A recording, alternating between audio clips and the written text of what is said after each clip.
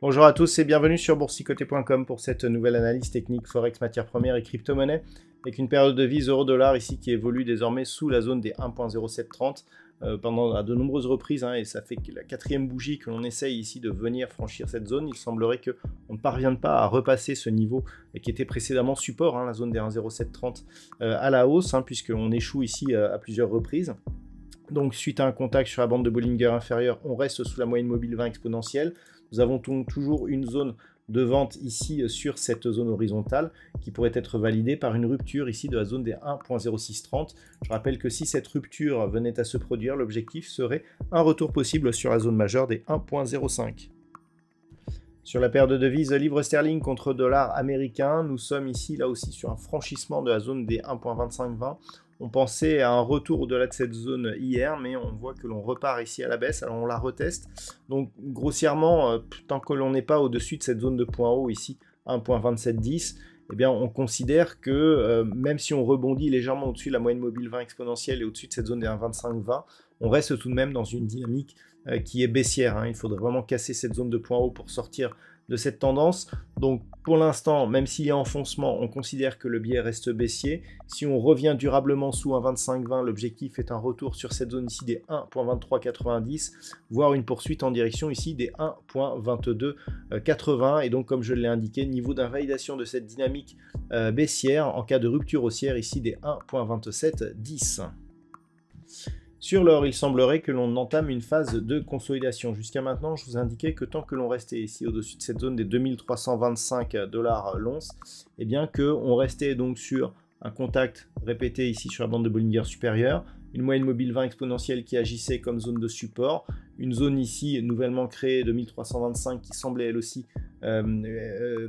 agir comme zone de support.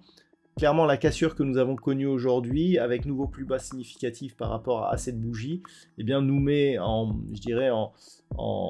contact très proche de cette bande de Bollinger inférieure qui pourrait donner un signal de retournement. Alors, si tel était le cas, on a une zone ici intermédiaire à 2237 $ l'once qui pourrait être atteinte rapidement, mais sur une rupture ici de cette zone, si elle était confirmée, c'est un retour possible sur la zone des 2150 $ l'once que l'on peut attendre.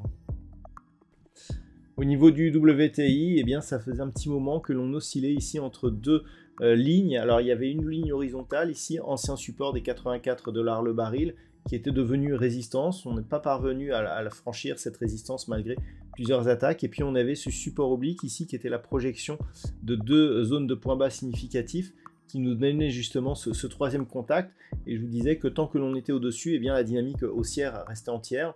Donc globalement, là, on est en train de casser cette zone de support oblique. S'il y avait rupture de cette zone des 80.50, eh bien, il y aurait rupture d'un précédent point bas significatif de tendance, puisqu'on est venu ici consolider et on a commencé à entamer un rebond. Le fait d'avoir ici une cassure éventuelle de cette zone, eh bien, nous mettrait dans une perspective baissière, puisqu'on aurait une succession de points hauts et de points bas qui seraient négatives, et donc nous ferait rentrer dans une phase de consolidation potentiellement marquée. L'évolution des volumes nous indique que nous sommes sur un potentiel qui est plutôt baissier, et donc en cas de franchissement ici de cette zone, on a un niveau intermédiaire ici proche des 78,60 $ le baril, mais c'est 76,30 que l'on pourrait rejoindre en termes d'objectifs. Et puis enfin, au niveau du Bitcoin, eh bien, il semblerait que malgré le halving récent, on soit en train de tester et de casser ici cette zone des 61 000 $ pour un Bitcoin. Alors, c'est pas encore fait. On est déjà venu tester cette zone sur ces deux bougies ici.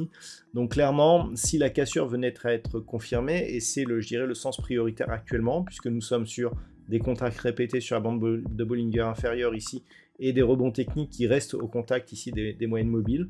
Donc clairement, si on venait à casser cette zone, eh bien, on pourrait accélérer ici et donc marquer un signal de retournement. Nous avons eu déjà la cassure ici du support oblique qui définissait la tendance haussière.